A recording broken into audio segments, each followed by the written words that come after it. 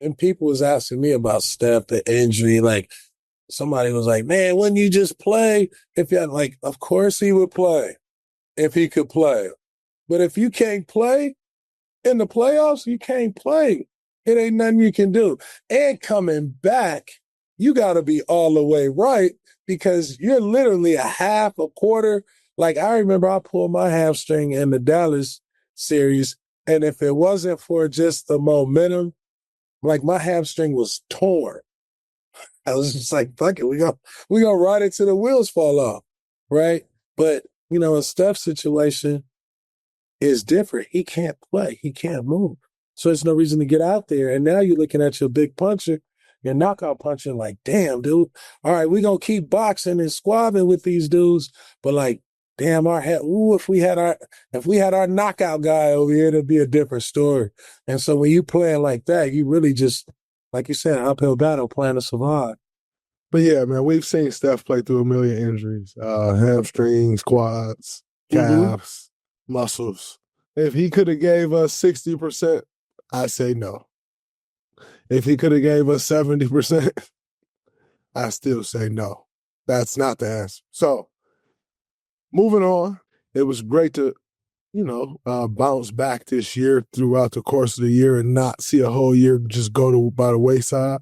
Real Actually, talk. give ourselves a chance. But y'all had a chance to win it too. Absolutely. Y'all had a strong chance. Y'all had a strong belief.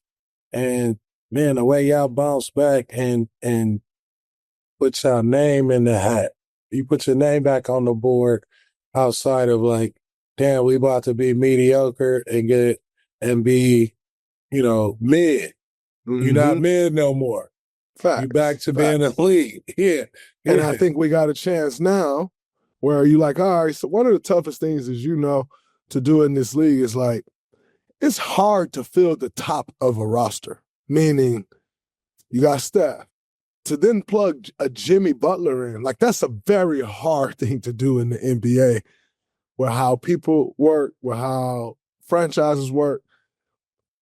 It's a very tough thing to do.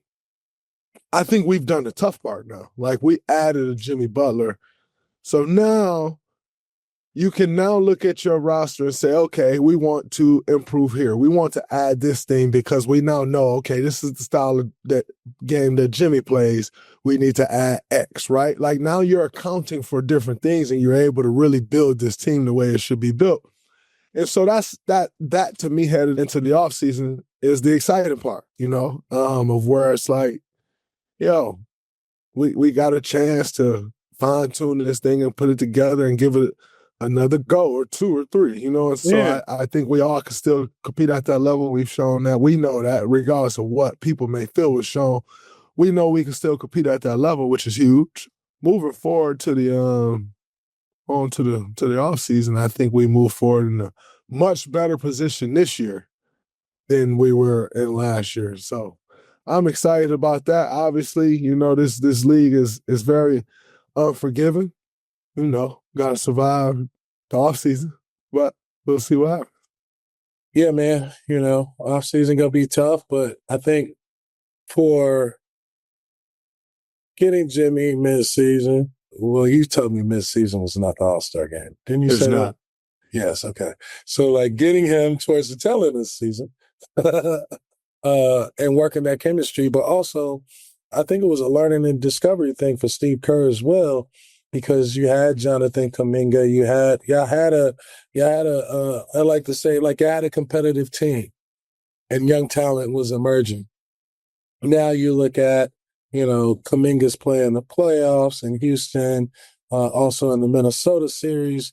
The young guys being able to, with Steph not being able to close out that last series, with the young guys being able to assume all those minutes, it's going to breed a lot of maturity for them, right? Talking about the Warriors' future, looking at next season, like, what do you think is going to be the focus? Most importantly, going into the summer that you got to improve. Can't come back looking the exact same. You going into the summer, you got to improve. So that's number one. And I think everyone will have that mindset.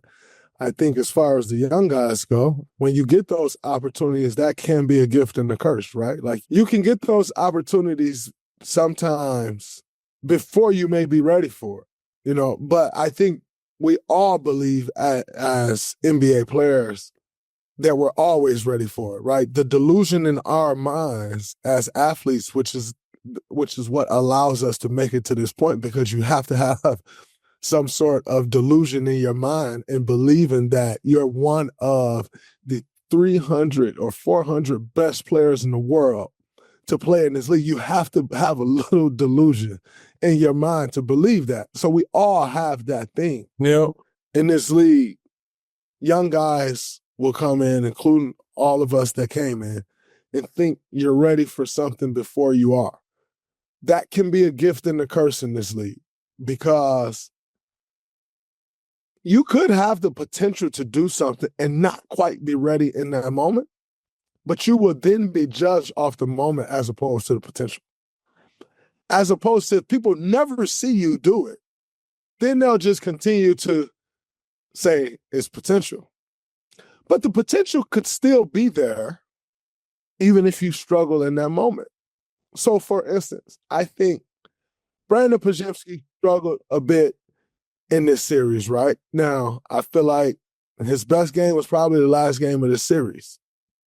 Because he struggled right now, today, in year 2, a little bit in the series against some guys who's been through it now, and because he struggled, does that now mean that the potential isn't there?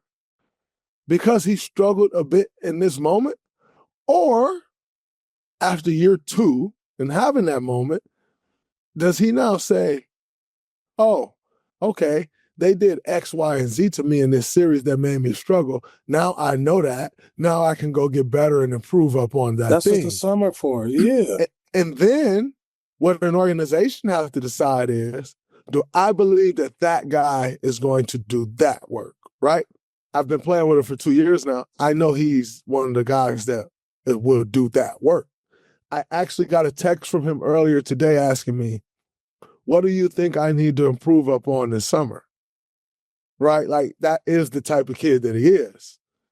And young man, I'm not going to call him a kid, he's a young man. But that's the type of young man he is. He works. And so his thing, like, what do I need to do?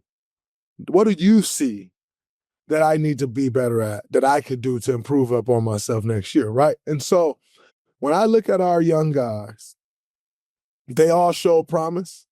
They all grew from where they were last year. And so will every single one of them be back on this team next year? Just off short numbers and the way this business works? Probably not.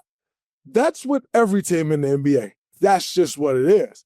But I do think all of our young guys from BP, Moses, JK, Trace, Guy Santos, Quinn Post, the list goes on and on. I think all of them showed that they improved, they showed promise, and in order to do that, they've shown work ethic. What's up, our fans? We got some great news. We're thrilled to announce that the new show merchandise is available. The site is now live, so you can check it out and grab your favorites. Go to the dgbdshow.com. That's the dgbdshow.com. If you're watching on YouTube, there's a QR code on the screen that you can scan. You can click the link in the YouTube description. For all the listeners, head to Draymond Show on TikTok, IG, X, Facebook, and hit the website link in the bio to access the merch store. We finally get some merch for the show, baby. We get the fans be able to rock the merch, rock the show, tap in with us. I think these should be the shirts on the seats at the game. Come on, let's do it. We need that. Game 4, we need that Monday. Come on, man. Let's do it. I'll be at the game. We can get that cracking. We're excited to have all y'all represent the show. So go to the dgbdshow.com and get the new merch.